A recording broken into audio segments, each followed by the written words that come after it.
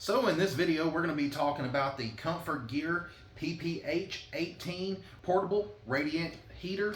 And we're going to run through and tell you all about all the features, and then go through the user manual, show you how to light it and all that. Now make sure that you go through and read the user manual yourself, because I'm sure there's going to be a lot of stuff in there that I'm not going to be able to cover in this video.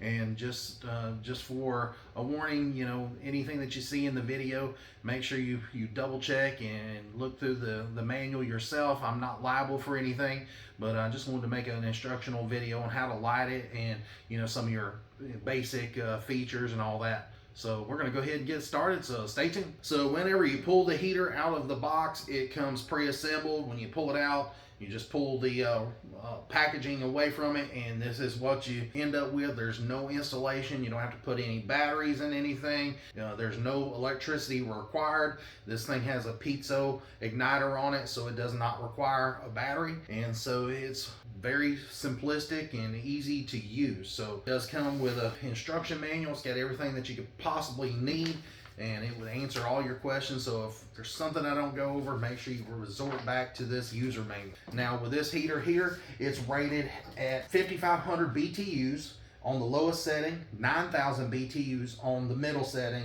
and up to 18,000 BTUs on the high setting. So this thing can get pretty hot. And it does run on two 1-pound propane cylinders. And you've got a spot here on each side. You've got a little access door here to mount the propane cylinder.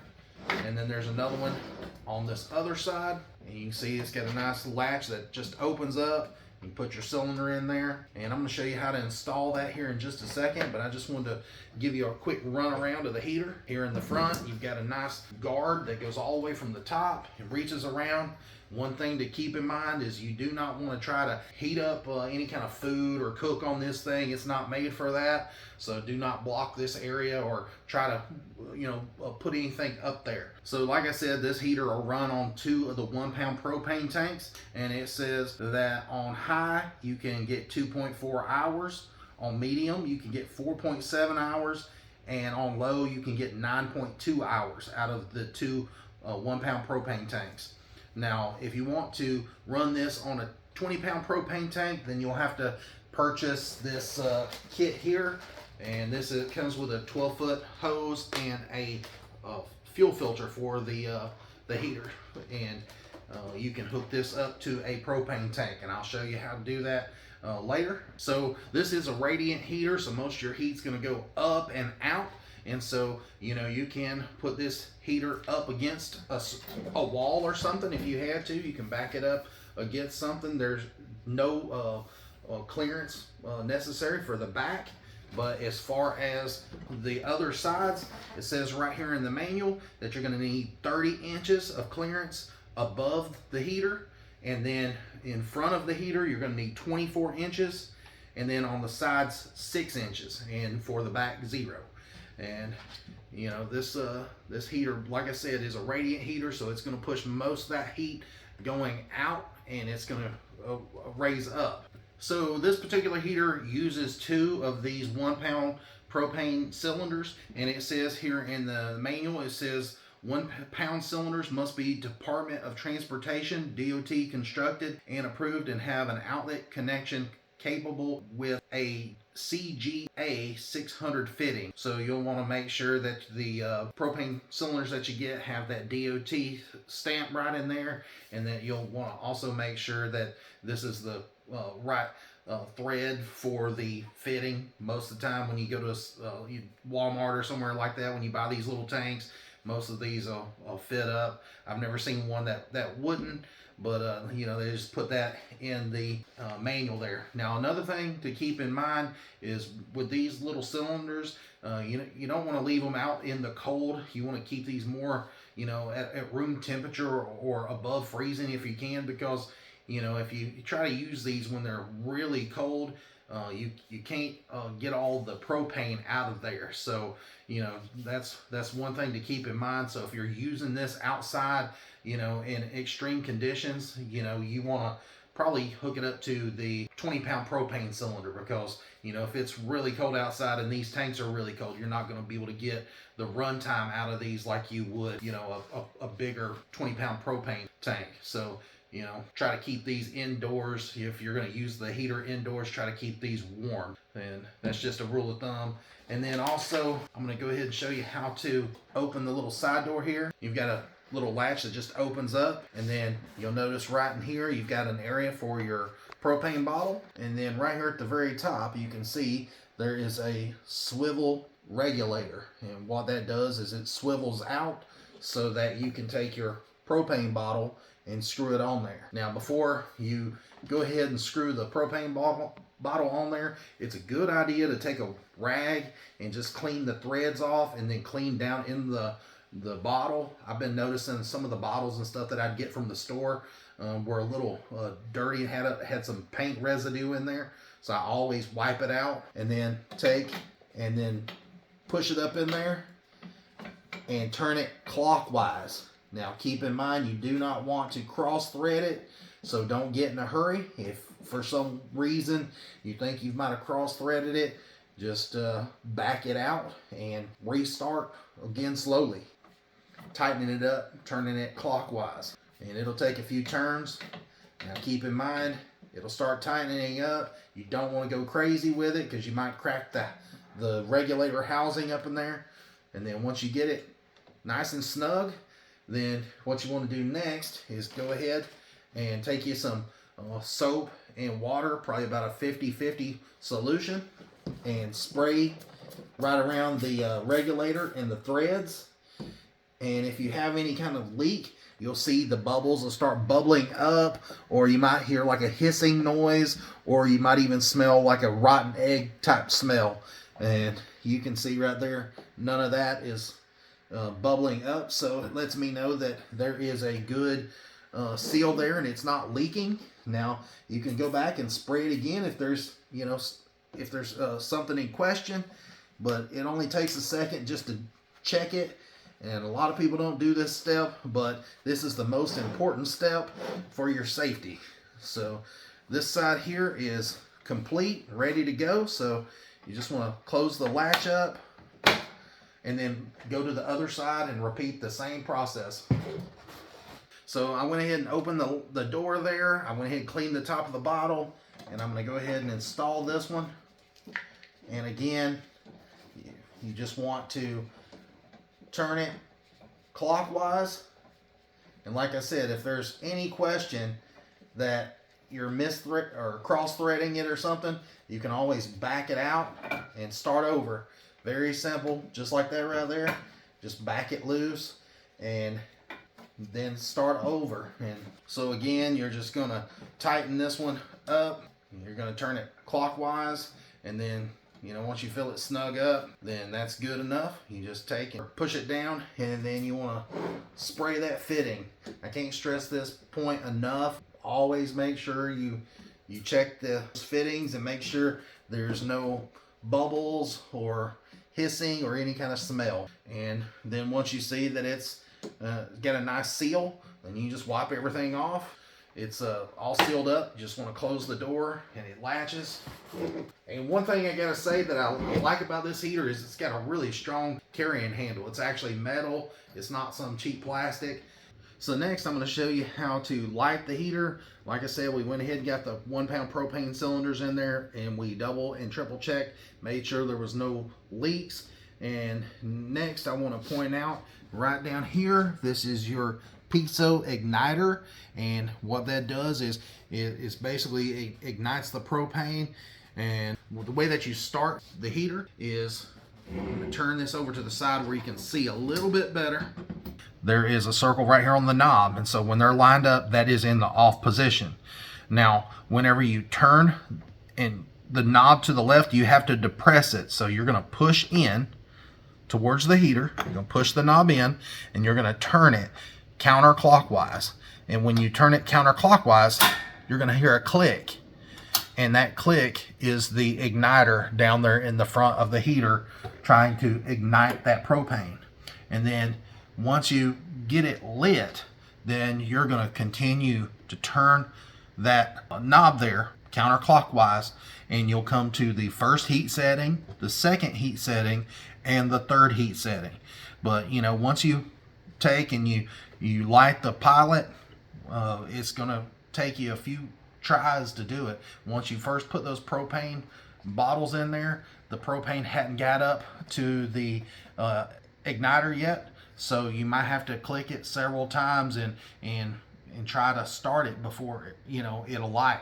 It's not going to light on the first time. You might have to click it over, maybe 10 times. But once you get the propane to the igniter in there and you turn it off, you try to light it again, it lights a lot faster. So let me demonstrate. Now I'm not going to be able to show you really a whole lot of what's going on over here, but just keep in mind I'm going to be pressing in and turning to the left, and that'll be counterclockwise, and you'll hear a click.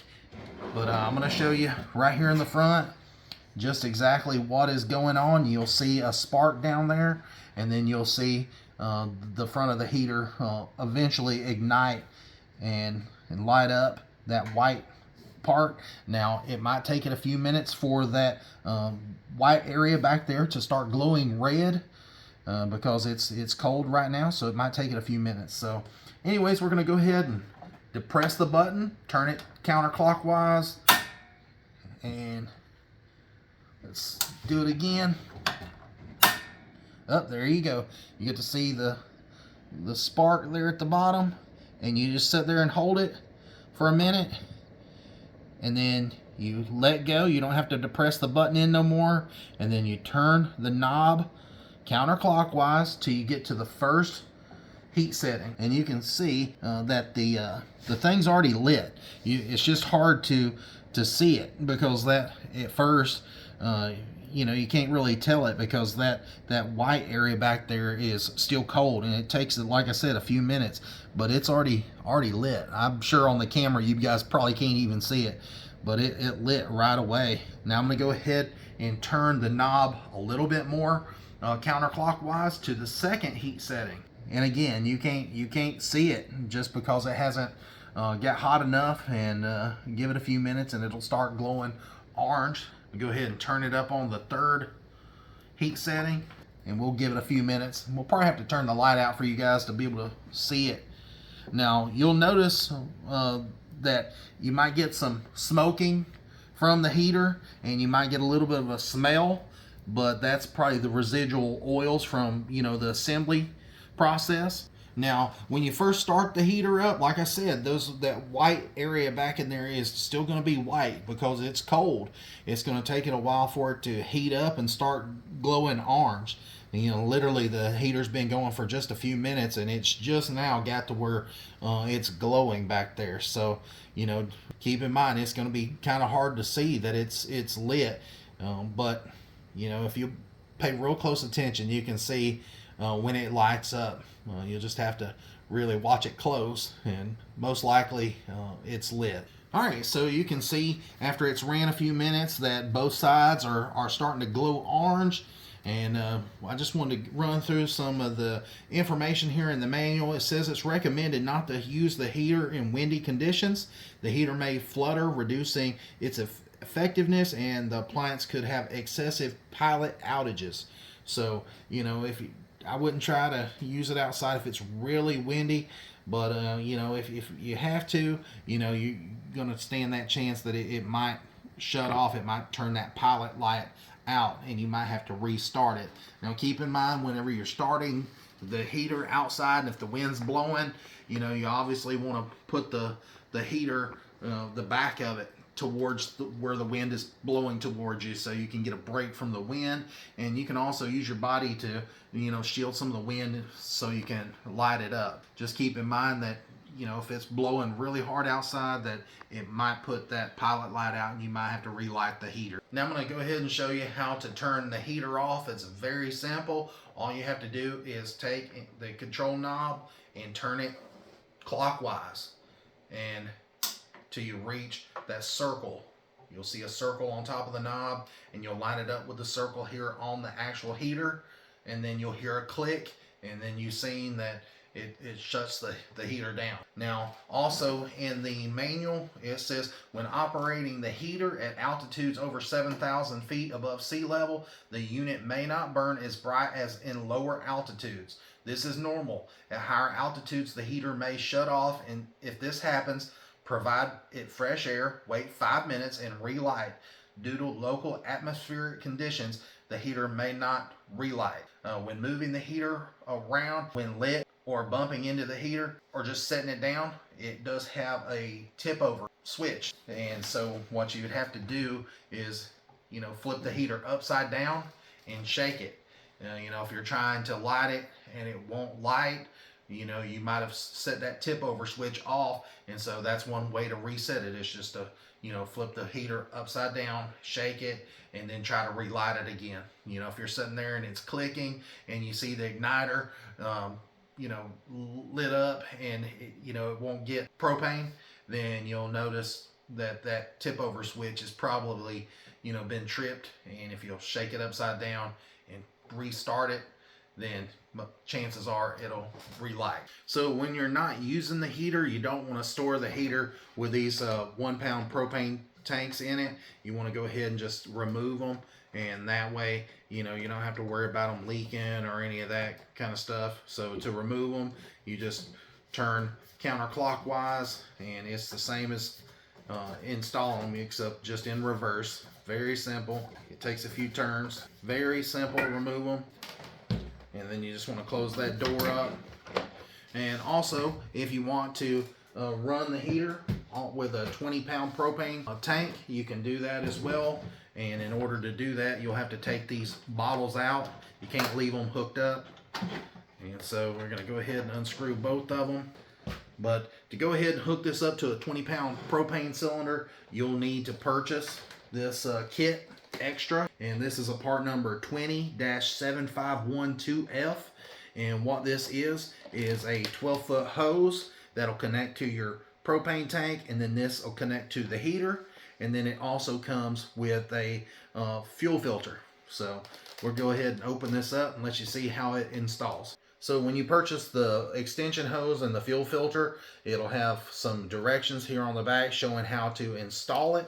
And it's very simple. You'll take the fuel filter, and there'll be a little plastic cap. You'll remove that cap, and then you'll take the other end that has the exposed threads on it, the male side, and you'll slide it right there, just like you would connect a 1 pound propane cylinder.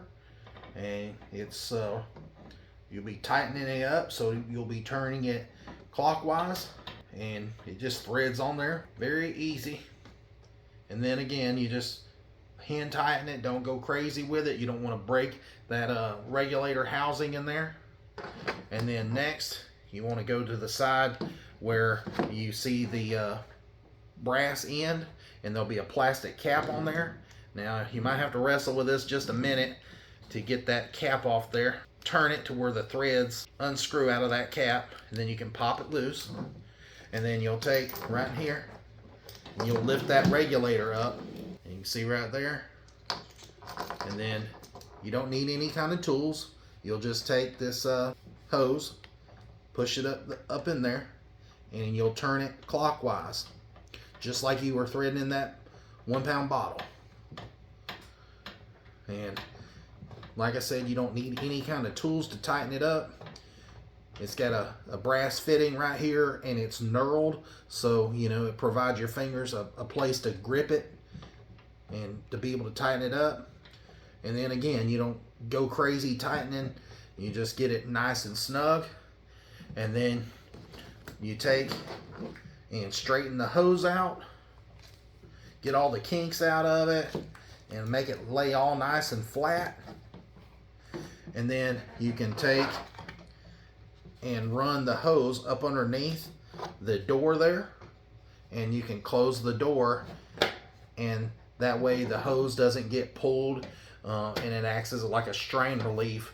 So there's not a lot of pressure on that hose being pulled. And now the other end, you'll want to connect it to a 20 pound propane tank. And since it's illegal to bring a propane tank inside your house, and you don't want to do that, I'm just gonna show you how to connect it. You'll wanna take and get all the kinks out of it. Once you remove all the kinks, it's pretty much just like connecting a gas grill. You'll just hook it up just like a gas grill, and it just threads on there. Very, very simple. Now, one thing I went ahead and skipped ahead of, I should have showed it, but before you close that door, you'll want to take and connect this into the grill and turn the gas on, and then you'll take your water soap mixture. It's like 50% water, 50% soap. Shake it up, and you'll go in there and turn your gas on, make all your connections, turn that gas on, and then you'll spray the fittings up here at the filter. You'll spray the fittings down below where the hose connects, and then you can also spray the fitting there where the thing connects to the gas grill. So it's very simple. If you see any kind of leaks or anything, you'll see the bubbles will be moving around and getting larger, you know, and if it's in question if there's a leak or not, you can always respray it. You're not going to hurt it. It's just water and soap, and so you'll know if there's a leak or not, because those bubbles will be moving around and getting larger, or you'll start smelling the propane and it has like a rotten egg smell to it. Or if you really listen, you might be able to hear like a hissing noise. You know, that's the one thing I'm going to preach to you is, you know, make sure that you get a good seal. Make sure that if it's leaking, you do not try to run it until you get all the leaks fixed, because you don't want to blow yourself up.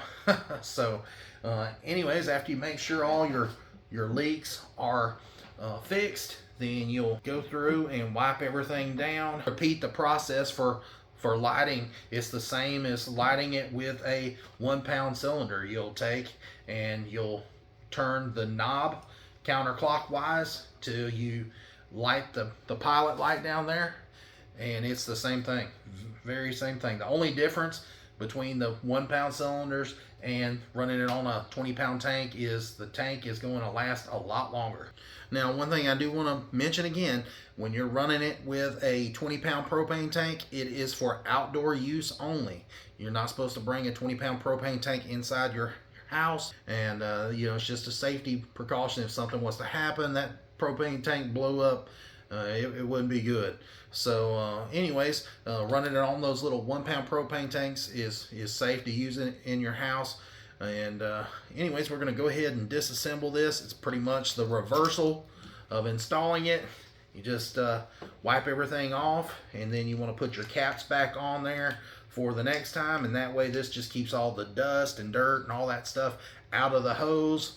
And then you want to remove the filter. Now, it's not necessary to run the fuel filter, but it is recommended, just simply because, you know, you don't know what's inside those 20 pound tanks. They could have some oils, or, you know, maybe even some rust down in the tanks, and you don't want to get that into your heater. It could definitely shorten your lifespan if it was to clog up one of the tubes in there, and it wouldn't, you know, work right.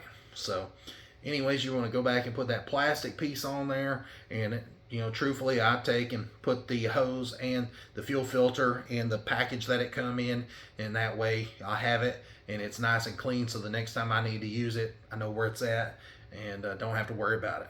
So, all right, so I just wanted to show this one last time. I didn't get a real good view earlier when I was lighting it. You know, it's just hard to show the front of it and the side of it, and this button is kind of small for you guys to see because it's mounted on the side. But right here on the top, you can see there's a circle there, and there's a circle on the button. That is your off position. To light it, you're going to depress the button in, going this way. So you depress it in, turn it back counterclockwise. You heard that click. That is going to be to light it, and you'll see that there's like a little lightning bolt symbol right there. And you know, next, after it's already lit, then you're going to want to move it over to the number 1, and then that's the number 1 heat setting. So on that number 1 setting right there, that is your heat setting. That's going to be putting out about 5,500 BTUs of heat. Then the second setting is 9,000, And then the third setting is at 18,000. And again, the run time for this on the 1 pound bottles is, on high, it's 2.4 hours on high, and then 4.7 hours on medium, 9.2 hours on low. And then for the 20 pound propane tank, you'll be able to run it for 25 hours on high, 48 hours on medium, and 79 hours on low. And, when it's time to turn it off, then you just turn it clockwise until you hear that click, and you're back at the circle there, and you'll know that that's in the off position. So as with any heater, I always recommend that you run a carbon monoxide detector and a smoke detector as well. And then, if you've got any questions, you can always refer back to your manual. It pretty much goes over everything in there, and it tells everything about this heater.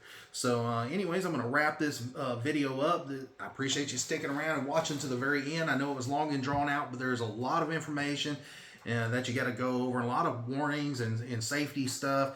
And honestly, I'm not responsible for any mishaps or anything. Make sure you definitely go and read your owner's manual. This is just a video to try to help you through it. And if you got any questions, you can always refer back to the video, but definitely check out your owner's manual. And so I'm going to go ahead and wrap this video up. Appreciate you sticking around and watching the video on the Comfort Gear PPH18 portable radiant heater. Until next time, guys, thanks for watching. Please like and subscribe. See ya.